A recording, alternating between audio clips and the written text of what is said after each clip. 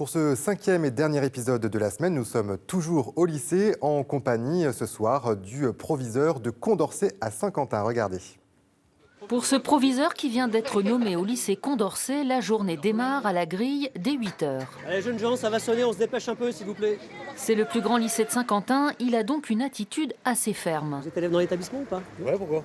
Dans quelle classe? Plutôt ferme parce que donc on a ici de nombreux élèves, 1700 élèves, donc il faut aussi d'un premier coup d'œil identifier les élèves des élèves extérieurs ou des personnes extérieures. Donc c'est important d'être aussi assez ferme et dans la prestance, dans la position, d'être aussi assez ferme dans cette position. Fils d'immigrés italiens, il dit tout devoir à l'école publique. Il a aussi été surveillant d'internat pour payer ses études, puis CPE au collège et conseiller du recteur. Il retrouve le terrain et n'est pas du genre à rester dans son bureau. Bonjour. Je vais prendre quelques minutes de votre temps, monsieur le marchand. Très bien, jeunes gens, bonjour. Je ne peux pas prendre trop de temps, je voulais simplement me présenter. Donc, je suis Giovanni Sorano, votre nouveau proviseur. Vous pouvez vous asseoir. Déjà, premier point, je pense qu'en terminale ES, vous pouvez et vous devez être ambitieux en termes de poursuite d'études et penser aussi aux classes préparatoires aux grandes écoles, parce que donc c'est une voie d'excellence pour poursuivre vos études. Parce que vous savez qu'après le CAP, là, vous pouvez aussi poursuivre en bac professionnel, jeunes gens. Donc il faut avoir aussi de l'ambition et essayer aussi de vous projeter un petit peu vers une poursuite d'études.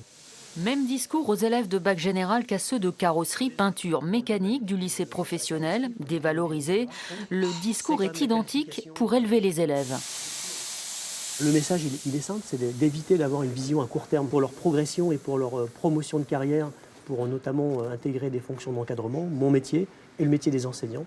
C'est de les emmener vers une ambition et de poursuivre le plus haut possible en termes de qualification et d'aller au minimum vers le bac professionnel, voire le BTS. Présence tous azimuts, le proviseur est une sorte de chef d'entreprise à la tête de 230 professeurs et 120 administratifs. C'est aussi lui le gestionnaire de l'établissement, en plus de l'impulsion pédagogique qu'il doit apporter, sans oublier les petits détails quotidiens. Jeune homme, je t'ai vu avec ta casquette tout à l'heure, donc je te rappelle que pas de casquette sur la tête pendant le repas et dans les locaux. Ok? Ça marche? On fait tous les jours le steak frites à la cantine, sur la brasserie, mais il ne faut pas manger tous les jours. Et à 13 h, ça va, il n'y a pas de souci, ils arrivent à l'heure, ils ont le temps de déjeuner jusqu'à 1h30. Oui. Quelle qualité faut-il avoir pour être proviseur? Je pense qu'il faut avoir une qualité d'écoute importante, des qualités d'écoute importantes, une grande disponibilité, mais aussi des valeurs humaines fortes dans la pratique, au quotidien, à la fois avec les élèves, les parents, les personnels. Impliqué dans la réussite de chaque élève, il est dans l'esprit de Condorcet, le philosophe des Lumières qui avait le sens du genre humain. Une semaine au lycée, série signée Sophie Crimon, Gérard Payen, Maxime Lui et Jérôme Houbron.